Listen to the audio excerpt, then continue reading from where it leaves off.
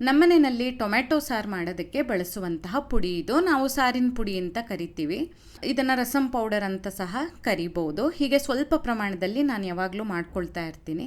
ನಮಸ್ತೆ veg recipes of ಕರ್ನಾಟಕಕ್ಕೆ ನಿಮಗೆಲ್ರಿಗೂ ಮತ್ತೊಮ್ಮೆ ಸ್ವಾಗತ.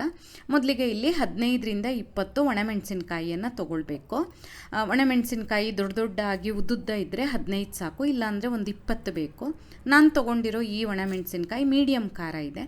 ನಿಮಗೆ ಜಾಸ್ತಿ ಖಾರ ಬೇಕು ಅಂದರೆ ಗುಂಟೂರನ್ನು ಮಿಕ್ಸ್ ಮಾಡ್ಕೊಳ್ಬೋದು, ಒಂದು 4-5 ಹಾಕ್ಕೊಳ್ಬೋದು. ಹಾಗೆ ಬೇರೆ ಪದಾರ್ಥಗಳನ್ನು ಸಹ ನಾನು ರೆಡಿ ಇಟ್ಕೊಂಡಿದ್ದೀನಿ. ಈಗ ಮೊದಲಿಗೆ ಒಣಮೆಣಸಿನಕಾಯಿಯನ್ನು ಹುರಿಬೇಕು. ಬಾಣಲೆನಲ್ಲಿ ಒಂದು ಚಮಚ ಎಣ್ಣೆ ಹಾಕಿ ಸಣ್ಣ ಉರಿಯಲ್ಲಿ ಹದವಾಗಿ ಹುರಿದು ಗರಿಗರಿಯಾಗೋವರೆಗೆ ಹುರ್ಕೊಳ್ಬೇಕು. ನಾನು ಅಗರೋ ಏರ್ ಫ್ರೈಯರಲ್ಲಿ 1 ನಿಮಿಷ ಈ ರೀತಿ ಹುರ್ಕೊಳ್ತೀನಿ. ನೋಡಿ ಎಷ್ಟು ಗರಿಗರಿಯಾಗಿ ಸುಲಭವಾಗಿ ಹುರಿಯೋದಕ್ಕೆ ಆಗುತ್ತೆ, ಅದಕ್ಕೋಸ್ಕರ. ಆನಂತರ ಉಳಿದಿರೋ ಪದಾರ್ಥಗಳನ್ನು ಬಾಣಲೆನಲ್ಲೇ ಹುರಿತೀನಿ. ಇಲ್ಲಿ 1 ಚಮಚದಷ್ಟು ಮೆಂತ್ಯ ಕಾಳು, 3 ಚಮಚ ಜೀರಿಗೆ, 1 ಚಮಚ ಸಾಸಿವೆ, 1 ಚಮಚ ಕಾಳುಮೆಣಸು. ಕಾಳುಮೆಣಸು ಆಪ್ಷನಲ್ಲು, ಸ್ವಲ್ಪ ಖಾರ ಬರುತ್ತೆ ಸಾರು, ನೋಡಿಕೊಂಡು ನಿಮಗೆ ಬೇಕಂದರೆ ಮಾತ್ರ ಹಾಕ್ಕೊಳ್ಳಿ. ಆನಂತರ ಒಂದು 10-12 ಚಮಚದಷ್ಟು ಕೊತ್ತಂಬರಿ. ಇಷ್ಟು ಪದಾರ್ಥಗಳನ್ನು ನಾನು 1 ಚಮಚ ಎಣ್ಣೆ ಹಾಕ್ಕೊಂಡಿದ್ನಲ್ಲ, ಅದರಲ್ಲಿ ಸಣ್ಣ ಉರಿಯಲ್ಲಿ ಹದವಾಗಿ ಈ ರೀತಿ ಒಂದೇ ಸಮನಾಗಿ ಕೈ ಆಡಿಸ್ತಾ ಹುರ್ಕೊಳ್ತೀನಿ. ಒಳ್ಳೆ ಘಮ ಬರುತ್ತೆ. ಮೆಂತ್ಯ ಒಂದು ಸ್ವಲ್ಪ ಹೊಂಬಣ್ಣಕ್ಕೆ ಬರುತ್ತೆ, ಅಲ್ಲಿವರೆಗೆ ಹುರ್ಕೊಂಡ್ರೆ ಸಾಕು. ಆನಂತರ 1 ಎಸಳಷ್ಟು ಕರಿಬೇವನ್ನು ಹಾಕ್ಕೊಳ್ತೀನಿ. ಅದು ಸಾರಿಗೆ ಒಳ್ಳೆ ಘಮನ ಕೊಡುತ್ತೆ.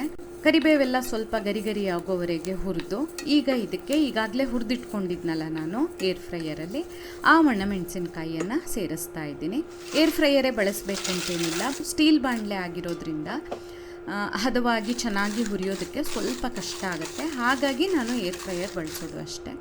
1 ಸುತ್ತು ಮಚ್ಚಿ ಸ್ಟವನ್ನು ಆಫ್ ಮಾಡಿ ಅರ್ಧ ಚಮಚದಷ್ಟು ಇಂಗನ್ನು ಹಾಕಿ ಪುನಃ 1 ಸುತ್ತು ಹೀಗೆ ಹುರಿತಾ ಇದ್ದೀನಿ.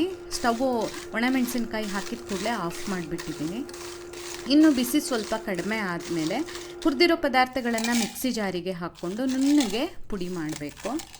ಸ್ವಲ್ಪ ಬೆಚ್ಚಗಾದ್ರೂ ಸಾಕು, ಸಮಯ ಇದ್ದರೆ ಪೂರ್ತಿ ತಣ್ಣಗಾಗೋವರೆಗೂ ಬಿಡಿ.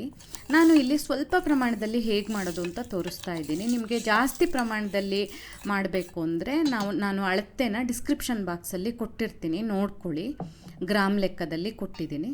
ಇಲ್ಲಿ ನೋಡಿ, ಈ ರೀತಿ ನುಣ್ಣಗೆ ಪುಡಿ ಮಾಡಿಕೊಂಡು ಟೊಮೆಟೊ ಸಾರು ಮಾಡಿದ್ರೆ ಆಯಿತು. ತುಂಬ ರುಚಿಯಾಗಿ ಬರುತ್ತೆ ಸಾರು, ಬೇಳೆ ಬೇಯಿಸಿ ಟೊಮೆಟೊ ಹಾಕಿ ಮಾಡುವಂಥದ್ದು. ನೀವು ಮಾಡಿ ನೋಡಿ ಈ ಸಾರಿನ ಪುಡಿನ. ನಿಮ್ಗಿಷ್ಟ ಆಯ್ತಾ ಅಂಥೇಳಿ. ನಿಮಗೆ ಈ ವಿಡಿಯೋ ಇಷ್ಟ ಆದಲ್ಲಿ ಲೈಕ್ ಮಾಡಿ, ಶೇರ್ ಮಾಡಿ, ಕಮೆಂಟ್ ಮಾಡಿ, ಹಾಗೆ ನಮ್ಮ ಚಾನಲಿಗೆ ಸಬ್ಸ್ಕ್ರೈಬ್ ಮಾಡೋದನ್ನು ಮರಿಬೇಡಿ. ಧನ್ಯವಾದಗಳು.